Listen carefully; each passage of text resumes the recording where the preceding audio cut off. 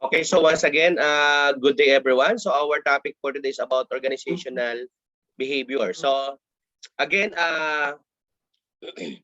organizational behavior is directly concerned with the understanding, prediction, and control of human behavior on organizations. No? So organizational behavior is the study of both group and individual performance and activity within an organization. So this area of study examine the human behavior in a work environment and determine its impact on job structure, performance, communication, motivation, leadership, and others. So it is the systematic study and application of knowledge about how individuals and groups act within the organizations where they work. No, the OB, or organizational behavior, draws from other disciplines to create a unique field. No, let's say for example, when we review topics such as personality and motivation, we will again review studies from the field of psychology. So the topic of team process relies heavily on the field of sociology. So although there is still considerable debate as the relative importance of change, this appears to be generally agreement that OB includes the core topics of motivations, leader behavior and power, interpersonal communications, group structure and processes, learning, attitude development, and perception, change processes, conflict, work, and work stress. No, so some author, especially the purpose of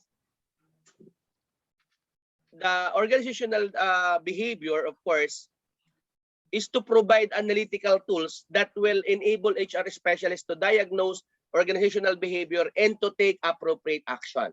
Okay? To give us more detail about the topic, let us all welcome our presenter. Thank you po, Dean. Can you hear me po? Yes. Thank you po, Dean. Thank you po, classmates. So once again po, good morning, classmates, and good morning, Dean. Apologies po for being late. So as organization, as it studies systematically how individuals and groups behave within an organization and how it will impact the organization in terms of the attainment of the company's goals and objectives.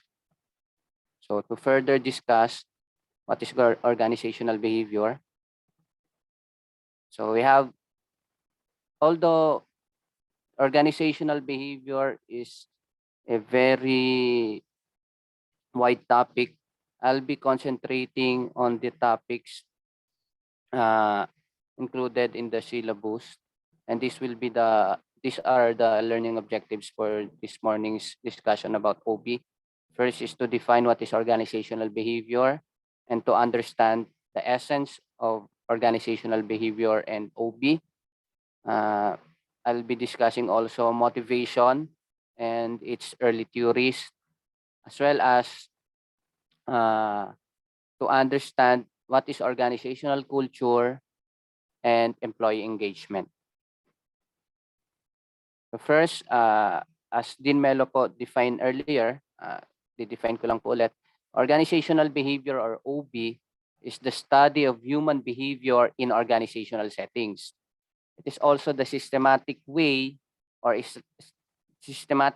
studying and carefully or careful application of knowledges about how people as individuals and as groups act within an organization.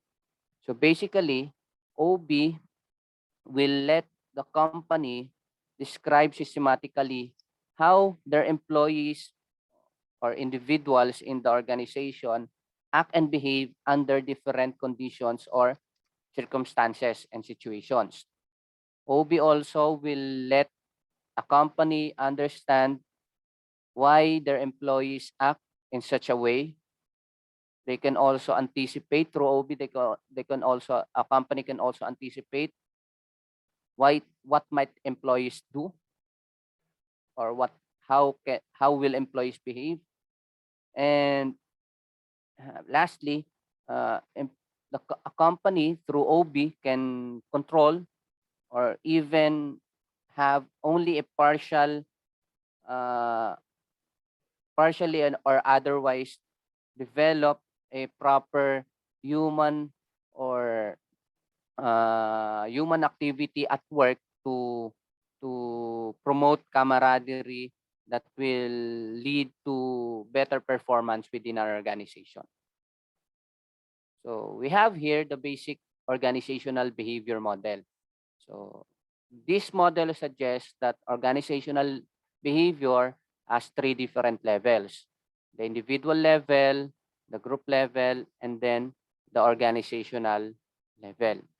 Each level has its different variables or factors, and these variables work independently. But these variables could greatly affect the output on each level. So for the individual level, we have these factors, the independent variables or factors, primarily or namely characteristics, personality, attitudes, ability, perception, and motivation. I'll be defining each one of them po later on, but I will be uh, uh, discussing thoroughly the part of the motivation as it is been indicated in our syllabus.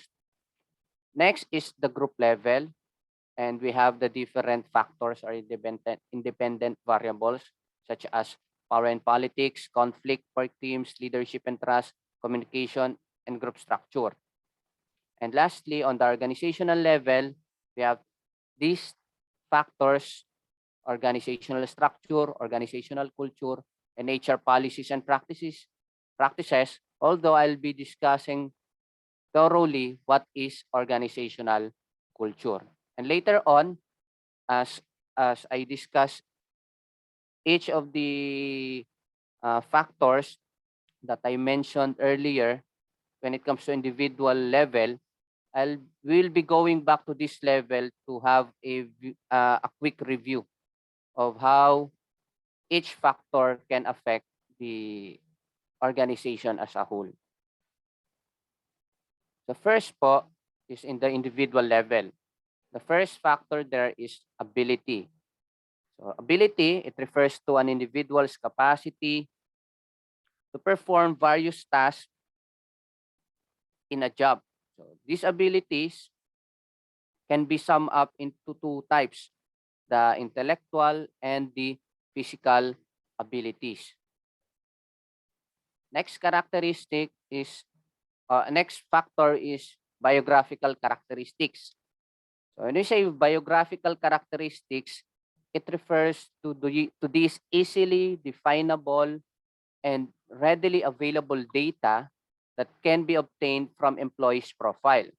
So primarily, these characteristics pertains to age, gender, race, and even length of service within the organization. And this could be easily obtained from the employee's profile. Next is attitude. Attitude reflects how one or how an individual feels about something, whether favorable or unfavorable. So attitude could be influenced, or it could be uh, influenced by these three components, or attitudes have these three components rather. We have the cognitive component, we also have the affective component, and we have the behavioral component. When I talk about the cognitive component, it deals with the rational thinking of a person. When it comes to affective component is the emotional or feeling segment of an attitude, and is reflected, for example, in a statement. For example, I don't like a person because he discriminates against minorities. So on that statement, it is clearly reflected what is the emotion of that person towards another person. So he's being affected by his emotion. when it comes to his attitude towards that person.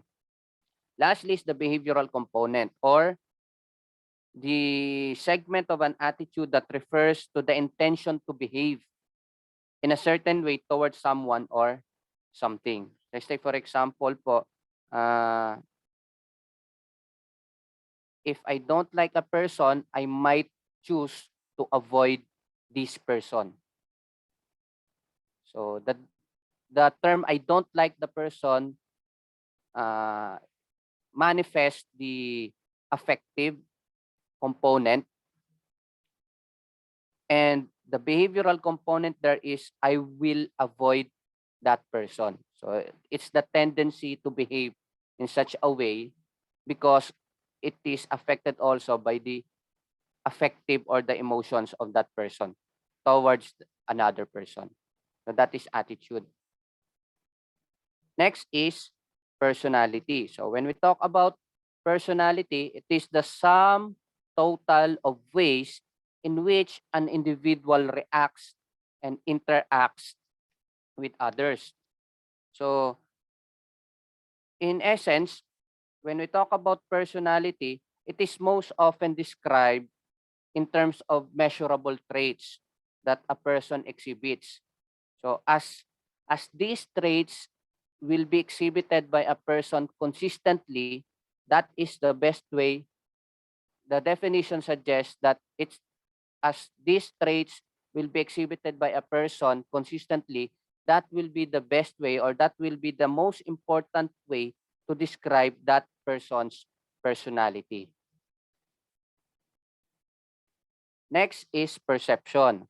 So perception, it is the process by which individuals analyze or organize and interpret their sensory impressions to give meaning to their environment. So why is it that perception is important? Because we know that we we, we all know that perception is different from one person to another person. One person might look at a certain thing as a positive thing, but others might look it negatively because individually we are affected by different factors. Although generally we are affected by factors within ourselves or our personal factors such as our attitudes, our motives, our experiences in life, we will be also affected by factors that are evident on that particular situation that we are trying to interpret such matter. For example, the time when that subject matters happen, or the work setting or the social setting. We are also affected by factors such as what is the what is our emotions, what are the external factors that is contributing on that subject matter while we are interpreting or trying to give our impressions or meaning to that particular subject matter. That's why we have different perceptions on such or on different things. Last but not the least, and I'll be discussing this thoroughly through the different theories of motivation, is the motivation. It is the process that account for an individual's intensity, direction, and persistence towards towards goal attainment. So as we can see po, we have three different dimensions in this definition, or three different terms that I would like to highlight. The term intensity, the term direction, and the term existence or persistence rather. So intensity, it pertains to how hard an individual work in relation to his duties and responsibilities. Although let's let's understand po, let's have an understanding po that intensity alone will not define what motivation is. So another dimension of this definition is the word direction. So even though employees might work very hard, but it should be directed towards the attainment of the goal of the company. So direction is very important when it comes to motivation. An employee should be motivated when he is working hard towards the direction of attaining the goal of the organization. And how can it be possible? It should be persistent.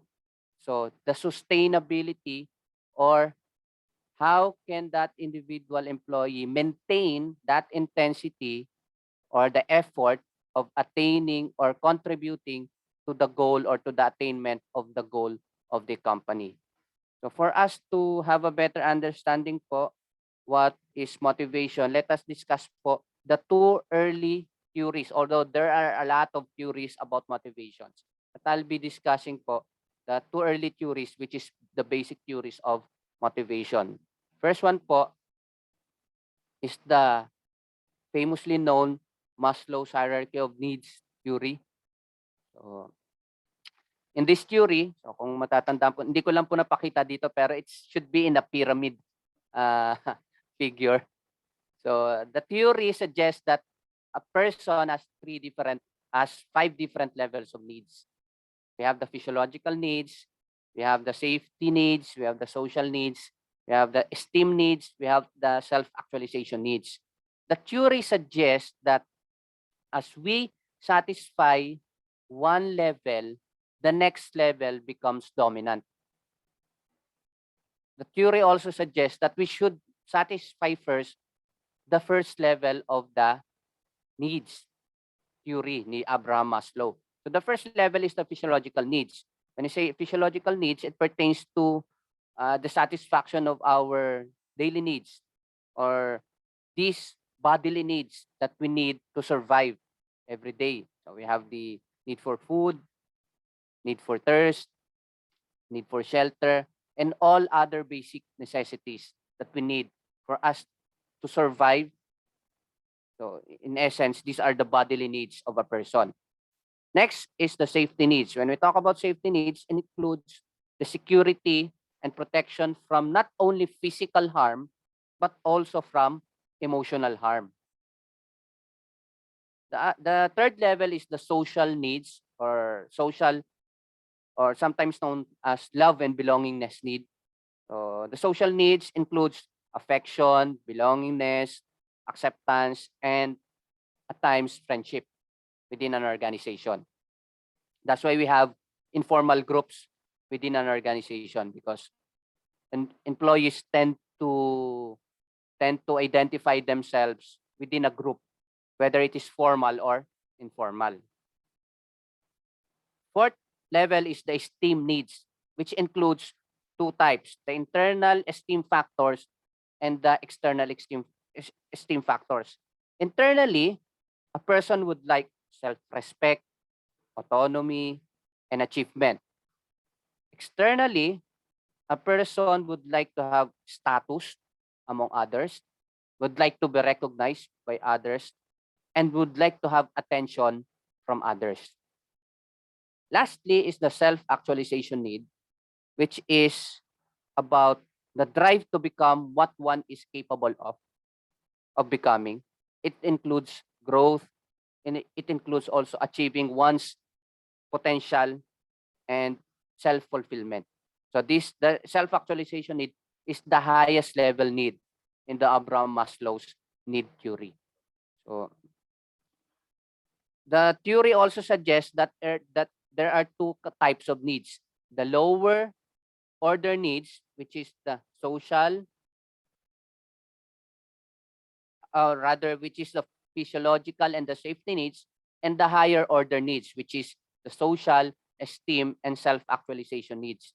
The theory suggests that most people tend to prioritize first the physiological need and the safety needs before they could focus on or prioritize or attend to their needs when it comes to social, esteem, and self-actualization needs, which will be related also to the other theory that I will be discussing, which is the two-factor theory of Frederick Herzberg.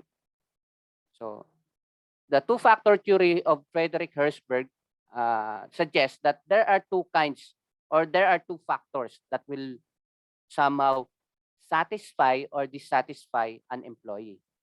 The first one is the hygiene factor, and the second one is the motivators. So hygiene factors, this includes such as company policy, salary, quality supervision. The motivators, on the other hand, includes promotion, growth, and recognition. In essence, excuse me po, as the term suggests hygiene factors, these factors should be automatic or should be evident as always within a company. Because without these factors, an employee will be dissatisfied. But the existence of these factors will not merely lead an employee to satisfaction or motivation. We can say that an employee will be on a neutral state even if there is an existence of the hygiene factors. But the absence of these factors will lead to dissatisfaction.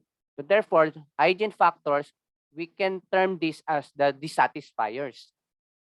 So for example po, if we are in work or if we are working, of course, we will expect compensation. That is automatic. Without a compensation, it will lead us into dissatisfaction. But with the compensation itself alone, an employee will not merely be satisfied or motivated. So we can say that it is the employee is only on the neutral state. But if there are motivators being given to an employee, such as promotion, growth, and recognition, or these are the satisfiers, these factors can lead an employee into a satisfaction level. Most especially motivated. So the absence of these motivators or these satisfiers will not lead us into dissatisfaction. We can say that the absence of these motivators will only lead us into neutral state. Because without the promotion, without growth, without recognition, papasok pa rin naman po tayo sa work eh. Sabi nga eh. Kasi sumasahod pa rin po tayo. Pero pag meron po na itong mga promotion, growth, and recognition, we tend to be satisfied with our work. We tend to be motivated to go. For example po, an employee will go to work, will not be absent, will not display tardiness. Though the existence of the promotion will lead him to papasok po siya ng maaga kasi may kakakuha siya incentive, mapopromote siya kapag lagi siya yung pinakamaagang pumasok. So, pero kung wala naman pong promotion, pumapasok pa rin po siya. Kasi may sahod pa rin naman po siya. So, yun po yung pinagkaiba ng hygiene factors and motivational or the motivators. So, there are other theories pa po. We have the theory X and the theory Y by, I guess it's by Douglas McGregor. So, additional lang po ito. So, the theory X and theory Y of Douglas McGregor suggests that there are two distinct views of human being, negative and positive. So, negatively, employees will be labeled theory Y or theory X rather. And positively, employees will be labeled theory Y. Meron pa rin po tayong ibang theories like the McClelland's theory of needs. So according to McClelland, we have need for achievement, we have need for power, we also have need for affiliation. But if we are trying, if we could only compare these different theories, parang bumabagsak pa rin po dun sa Abraham Maslow's Hierarchy of Needs na merong higher order of needs at merong lower order of needs. Meron po tayong pinaprioritize na needs natin and meron po tayong second priority of needs. But as we satisfy the early levels of those needs, the second level or the next level becomes dominant for us to satisfy. Now po, balikan po natin yung ating basic organizational behavior model. So again po, the individual level, the different independent variables or factors will affect how individual behave and how individual decide within the company. In effect, that will affect also the group dynamics, which is also affected by power and politics, conflict within a group, work teams, leadership and trust, communication, and the structure of the group. Although I will not be discussing po thoroughly the group level po, na hindi ko po siya naisama sa aking report.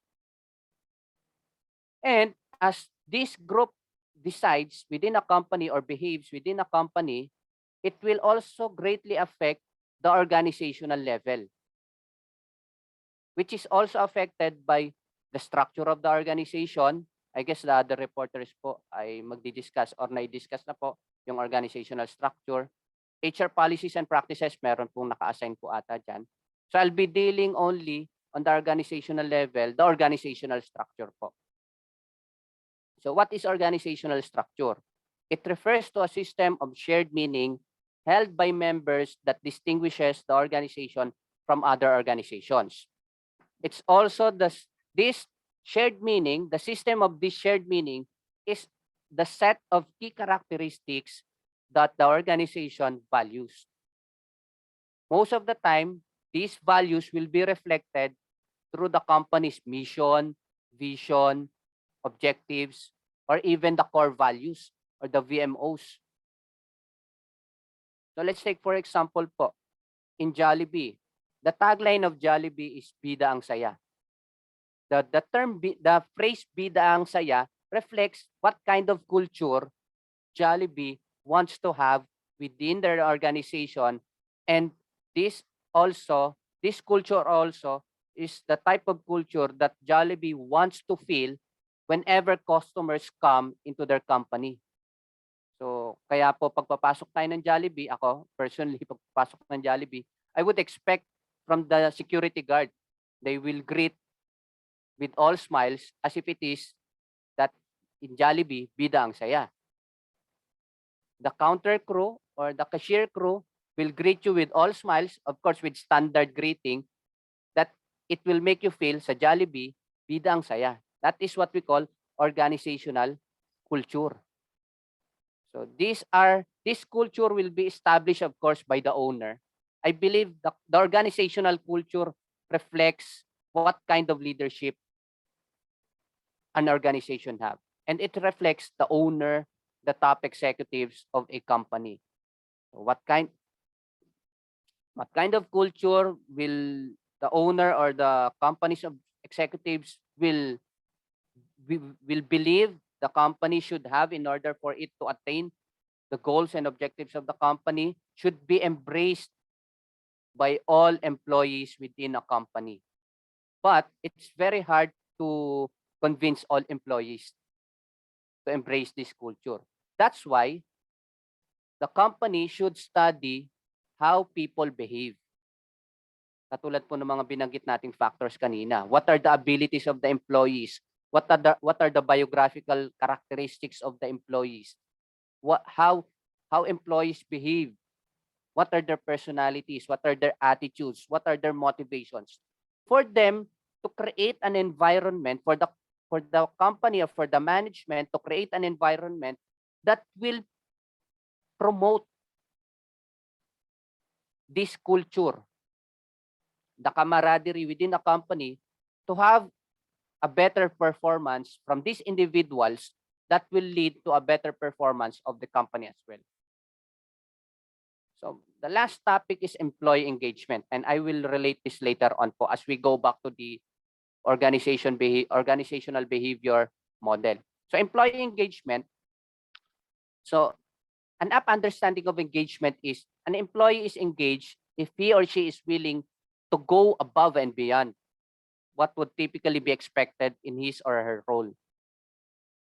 So, in essence po, an employee will be engaged if an employee is engaged in his work and with the company as well. So, let's dissect po the two aspects of that. Employees' engagement with his work and employees' engagement with the company. An employee may be engaged with his work because the employee will work hard, will perform well, but the employee may not say positive or may not give high praise to the company. The employee may not talk eloquently about the products and services, may not talk highly about the organization as the best place to work, although that employee is engaged with his work because he has his individual engagement. On the other hand, an employee may be engaged with the organization but not working well in relation to his duties and responsibilities. The employee may speak eloquently about the products and services, lagi niyang pinagmamalaki, lagi niyang binibida yung mga products and services ng company, may talk highly that the company is the best place to work with, but within the company, that employee may not be working well in relation to his performance and his duties and responsibilities. So therefore, when we say employee engagement, it is the satisfaction coupled with commitment and pride in association with the organization. We can say that an employee is engaged if he is willing to go above and beyond when it comes to his duties and responsibilities, and he is willing to be engaged with the organization in a sense that he is willing to talk about the organization as the best place to work, give high praise about the organization, embrace the culture of the organization. So in essence po, we will go back, this will be the last part of my discussion po. We'll go back to the basic model of the organizational behavior. In the individual level again, we have the different independent variables. So the company should study the characteristics, personality, etc. of an individual, how it will affect individual's behavior, how it will impact the group dynamics within our organization, and the company should encourage embracing the organizational culture so that every employee will be a representative of the company.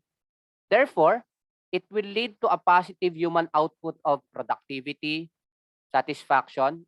If there is employee engagement po, there is employee engagement, the human output will be positive in terms of productivity, satisfaction, and citizenship.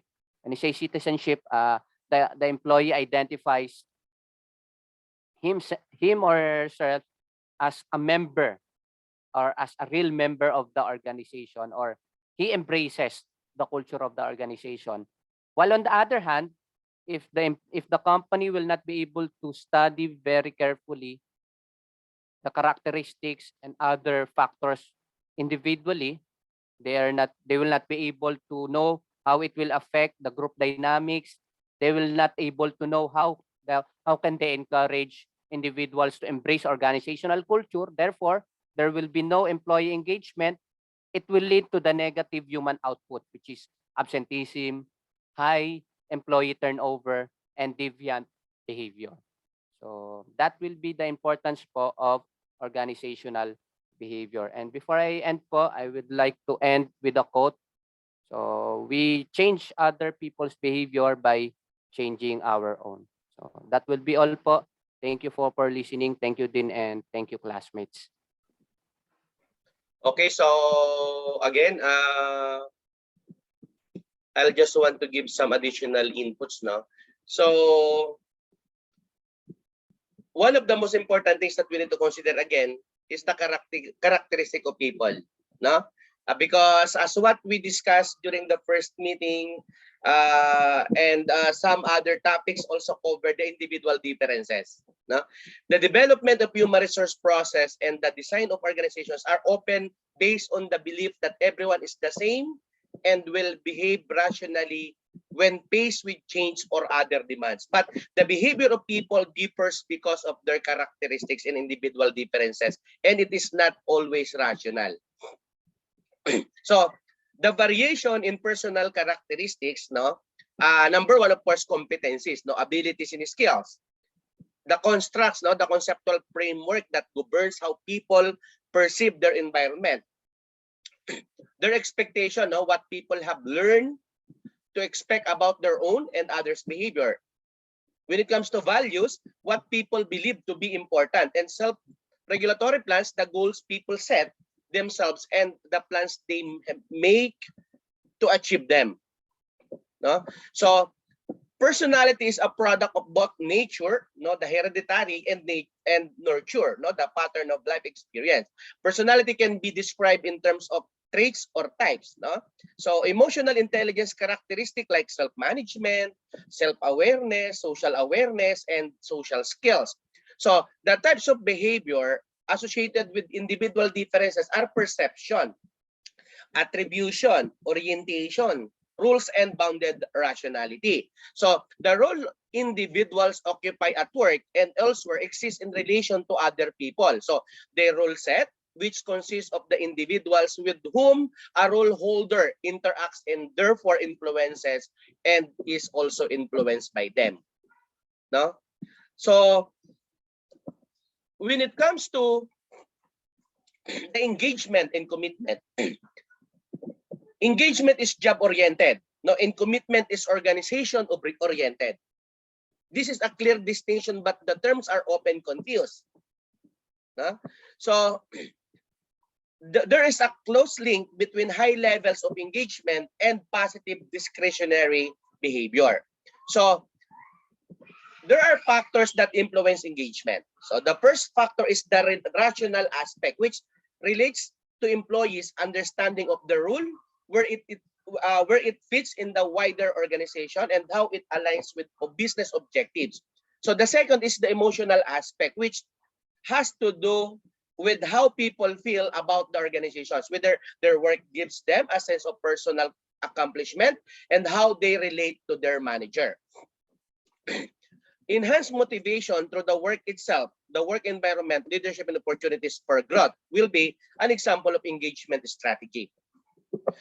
When it comes to measurement engagement, this can be done through published surveys that enable benchmarking to take place with the level of engagement achieved in other organizations. So alternatively, organizations can develop their own surveys to suit their circumstances. How about the engagement and job satisfaction? The concept of job satisfaction is closely linked to the engagement, or linked to that of engagement. No? Job satisfaction refers to the attitudes and feelings people have about their work. Positive and favorable attitude towards the job lead to engagement and therefore job satisfaction. So the level of job satisfaction is affected by intrinsic and extrinsic motivating factors. The quality of supervision, social relationship with the working group, and the degree to which individuals succeed or fail in their work. So commitment, of course, is referred to attachment and loyalty. So it is associated with the feelings of individuals about their organization. So commitment is the relative strength of the individual's identification with and involvement in a particular communications. So there have been two schools of thought about what makes commitment important. One, the from control to commitment, no, and the other is the Japanese excellence, no. It is presented by writers such as Ochi and Pascal's now. Now, there are three main problem areas in the concept of commitment. Number one, its unitary frame of preference. Number 2, it might inhibit flexibility. And number 3, it does not necessarily result in improved organizational performance. Now, factors affecting commitment, no? Some authors have indicated that the factors affecting the level of commitment are strategic level,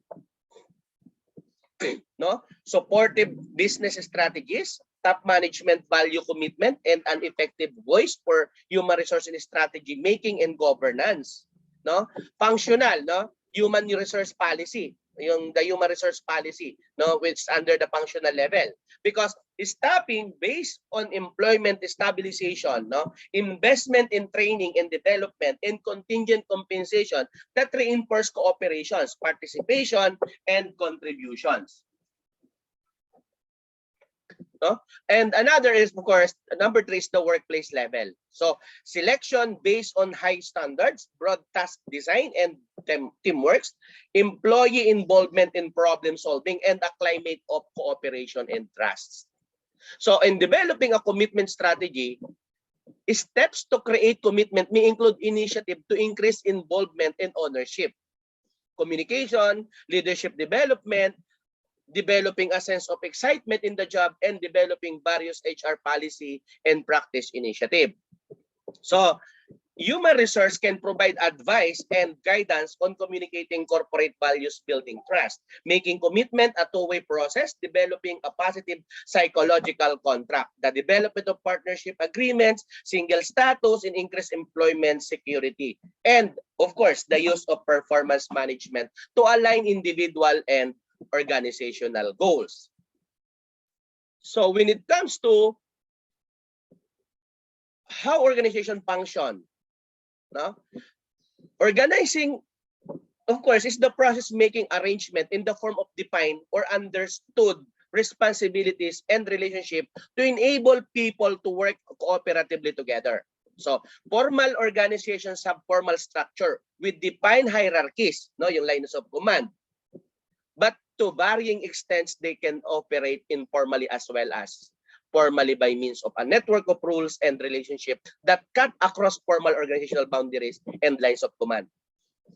Organization theory aims to describe how organizations functions. There are a number of schools and models. No?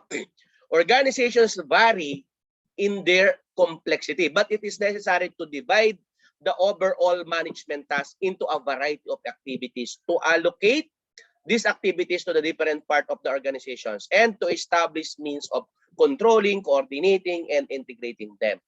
So a while ago, our presenter mentioned about the types of organization. So the basic types of organizations are line and staff, no? Divisionalized, decentralized, matrix, and process-based.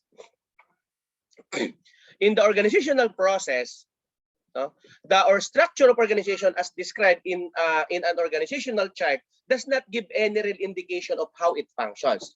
So to understand this, it is necessary to consider the various processes that take place within the structural framework and those of interaction and networking, communications, group behavior, leadership, power, politics, and conflicts.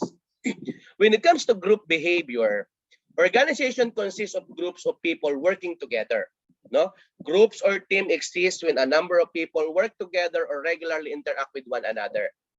Interaction takes place within and between groups, and the degree to which these processes are formalized varies according to the organizational context. Of course, another is the teamwork. No? A team is a small number of people with complementary skills who are committed to a common purpose, performance goals, and approach for which they hold them themselves, no, mutually accountable. How about the leadership roles? Leaders have two main roles. No? First, they must achieve the task. And second, they have to maintain effective relationship between themselves and the group and the individuals in it. Effective in the sense that the relationships are conducive to achieving the task. So when it comes to power, it directly or indirectly, the use of power in influencing in behavior is a pervading feature of organizations, whether it is exerted by managers, specialists, informal groups, or trade union officials. But another issue is concerned is the politics. No? Power and politics are inextricably mixed. And in an organization, there will inevitably be people who want to achieve their satisfaction by acquiring power, legitimately or illegitimately. No? Actually, one authors define politics as a process that of influencing individuals in groups of people to your point of view, where you cannot rely on authority. Organizational politicians are determined to get their own way by fair means of or foul. No? So it comes with conflict. Because conflict is inevitable in organizations because they function by means of adjustments and compromises among competitive elements in their structure and membership. Conflict also arises when there is a change because it may be seen as a threat to be challenged or resisted, or when there is frustration. Okay? And another thing, of course, is the characteristics of organizational culture. It is difficult to define because often a pointless exercise. It is multidimensional with many different components at different levels. It is not particularly dynamic, it ever changing because being relatively stable over a short period of time. It takes time to establish and therefore time to change as a corporate culture. So culture represents the social glue and generates a feeling, thus counteracting processes of differentiations that are an unavoidable part of organizational life. Organizational culture offers a shared system of meanings that it is basis for communications and mutual understanding. If these functions are not fulfilled in a satisfactory way, culture may significantly reduce the efficiency of an organization. So, how organizational culture develops? Of course, it develops over a period of time through visionary leadership or through visionary leaders, no, around critical incidents, no, from the need to maintain effective working relationship among organization's members, and by the influence of the organization's environment. No? So there is a diversity of organizational culture. There may be different cultures within an organization, although there could be some common organizational values or norms, but in some respect, even this will vary between different work environments. Organizational culture can be described in terms of values, norms, artifacts, and management or leadership styles. There had been many attempts to classify or categorize organizational culture as a basis for the analysis of cultures in organization for taking action to support or change them. Most of this classification expressed in 4 dimensions and following the lead of actually Harrison. No? There is a much common ground between them.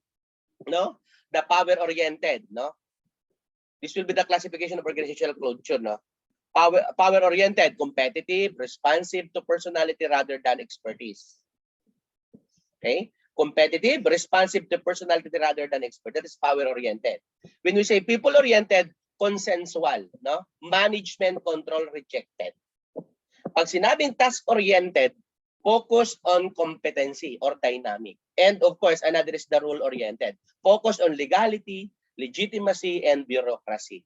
But again, as a leader, we need to be flexible enough to find out ano ba yung mayroon tayong employee na yung sa under natin. Hindi pwedeng, of course, we need to focus the role-oriented, no? the legit legality, and of course, the legitimacy and bureaucracy. But we need also to combine with power-oriented once in a while, task-oriented, of course, and the people-oriented. So organization climate measures attempt to assess organization in terms of dimension that are thought to capture or describe perception about the climate.